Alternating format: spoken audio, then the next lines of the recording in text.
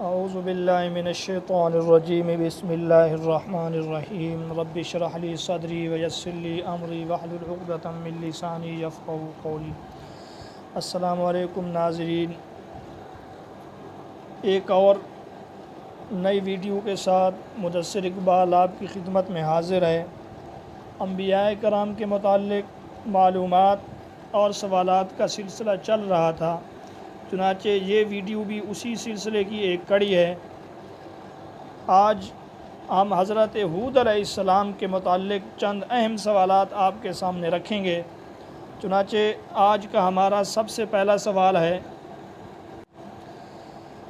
قرآن مجید میں حضرت ہود علیہ السلام کا نام کتنی مرتبہ آیا ہے؟ تو اس کا جواب آپ ملاحظہ کر سکتے ہیں۔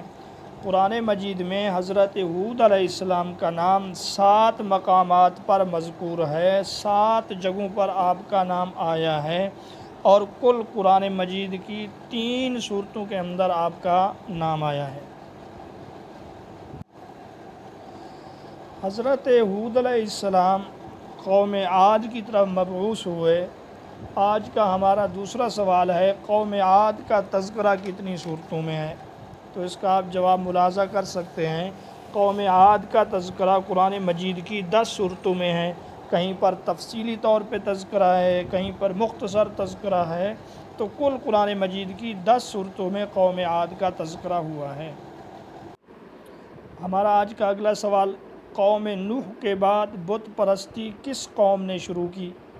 تو اس کا جواب آپ ملاحظہ کر سکتے ہیں، قوم عاد نے۔ قوم عاد وہ قوم ہے جنہوں نے حضرت نوح علیہ السلام کی قوم کے بعد دوسری دفعہ بت پرستی شروع کی، یعنی حضرت نوح علیہ السلام کی قوم جو غرق ہو گئی، تباہ و برباد ہو گئی، ان کے بعد بت پرستی کا آغاز کرنے والے قوم عاد ہیں۔ آج کا اگلا سوال، حضرت ہود علیہ السلام کے والد کا نام تو صالح تھا، خود حضرت ہود علیہ السلام کا نام کیا تھا؟ تو قرآن مجید میں تو آپ کو ہود ہی کہا گیا۔ بعض حضرات یہ فرماتے ہیں کہ ہود علیہ السلام کا نام عابر تھا، یعنی آپ کو عابر آپ کا اصل نام تھا۔ امتحانات میں بعض دفعہ پوچھ لیا جاتا ہے کہ کس نبی کا اصل نام عابر یا عبر تھا، تو اس کا جواب ہوگا حضرت ہود علیہ السلام۔ یہ ایک قول ہے۔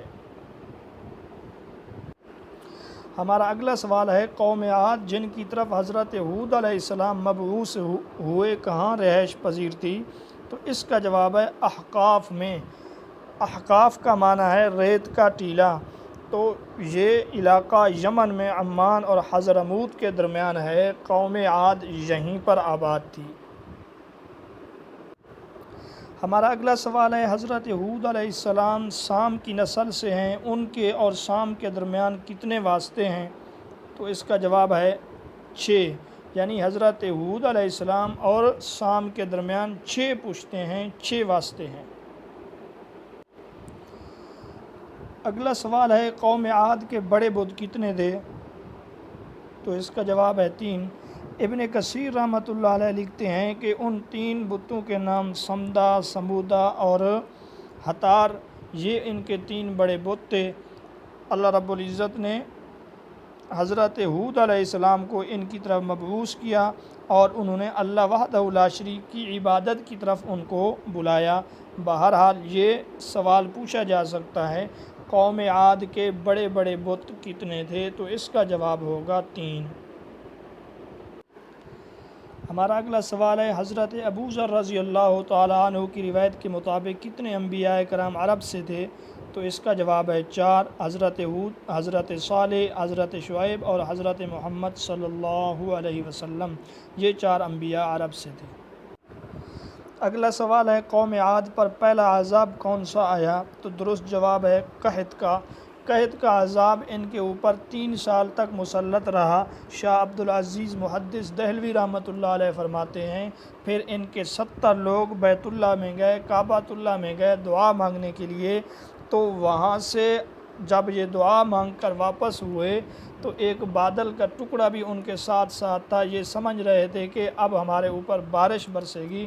حضرت ہود علیہ السلام تب بھی ان کو نصیحت کرتے رہے کہ اس میں بارش نہیں ہے، اس میں پانی نہیں ہے، میری دعوت کو قبول کر لو، لیکن انہوں نے بات نہیں مانی، جس کی وجہ سے دوسرا عذاب جو ان کے اوپر آیا، جس کی وجہ سے سب نیست و نابود ہو گئے، وہ تیز آندھی اور طوفان کا عذاب تھا۔ تو سوال پوچھا جا سکتا ہے پہلا عذاب کون سا آیا؟ قحط کا۔ یوں بھی پوچھا جا سکتا ہے قحط کا عذاب کتنے سال ان کے اوپر رہا؟ تو جواب ہوگا 3 سال۔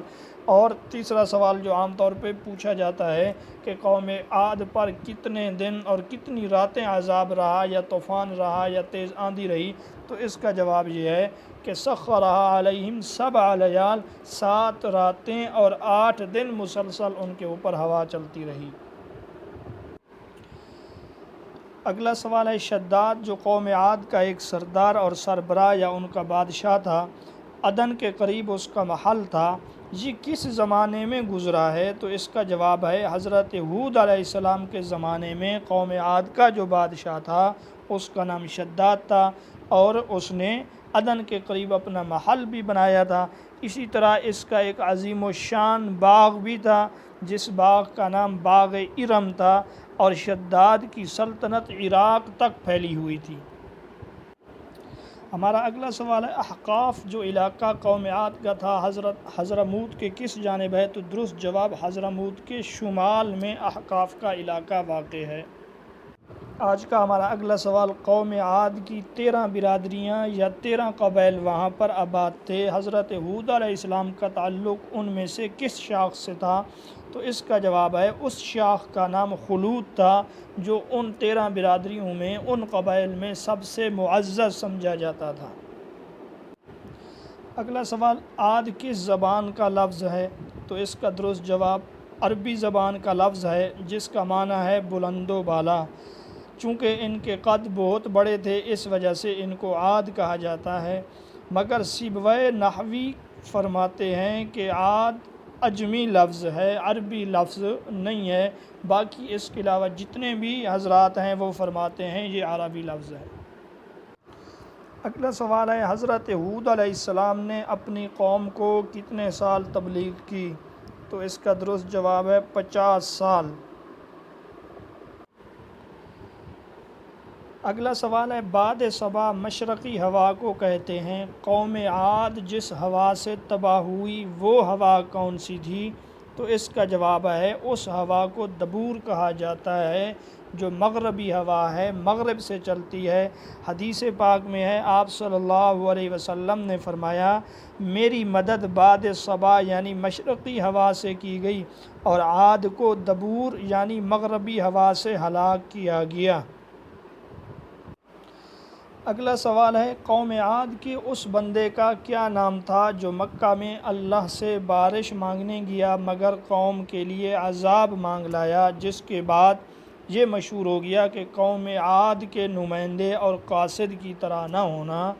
یعنی جب قوم عاد قحط کے عذاب میں مبتلا کیے گئے تو 70 بندے وہاں سے چلے بیت اللہ میں دعا کرنے کے لیے۔ ان کا سردار کون تھا؟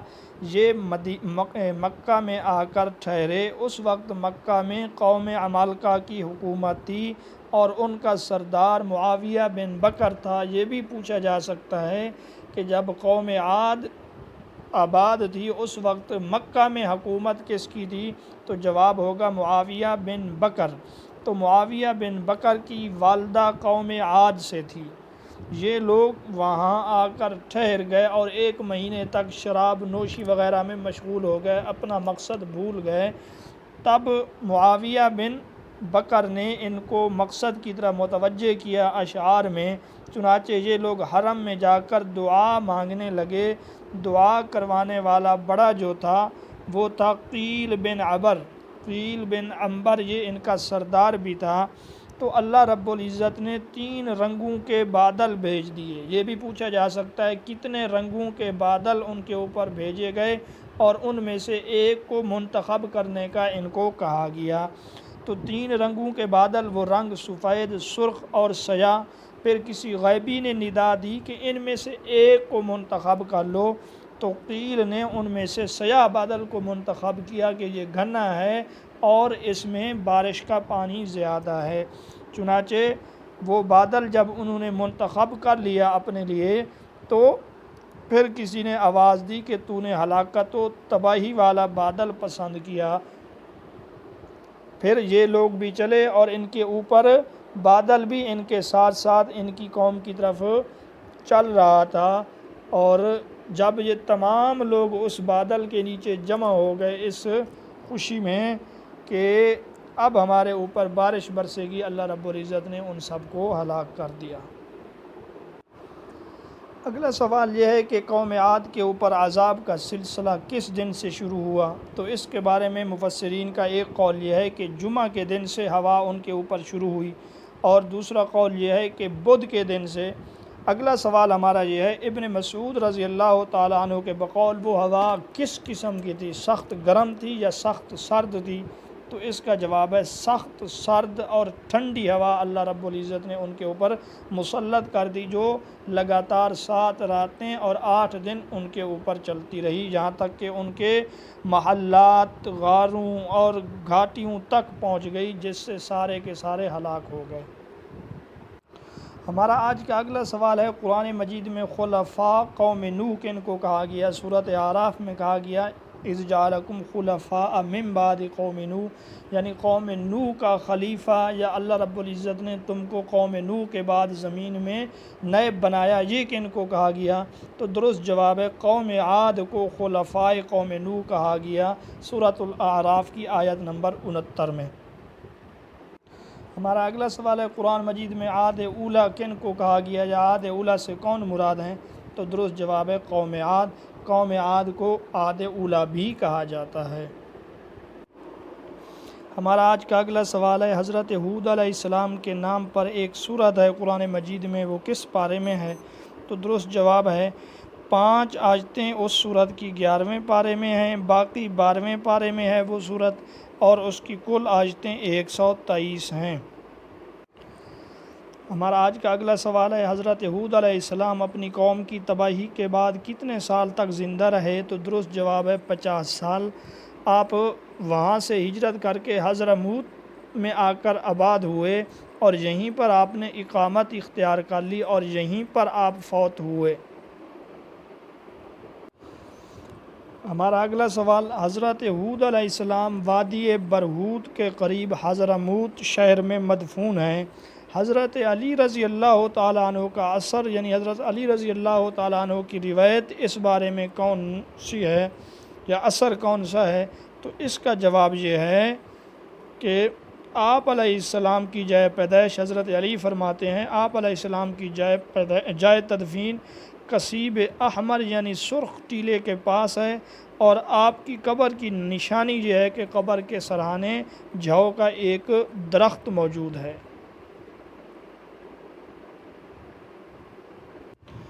ہمارا آج کا آخری سوال یہ ہے کہ اہل فلسطین کا حضرت ہود علیہ السلام کی تدفین کے متعلق کیا دعویٰ ہے؟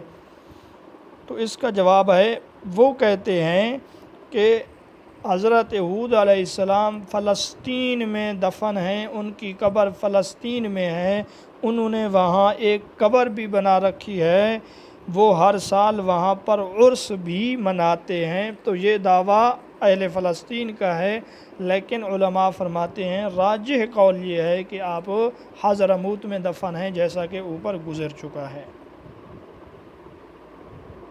انشاءاللہ بہت جلد ایک اور ویڈیو کے ساتھ آپ کی خدمت میں حاضر ہوں گے، تب تک کے لیے اجازت دیجیے، اللہ حافظ۔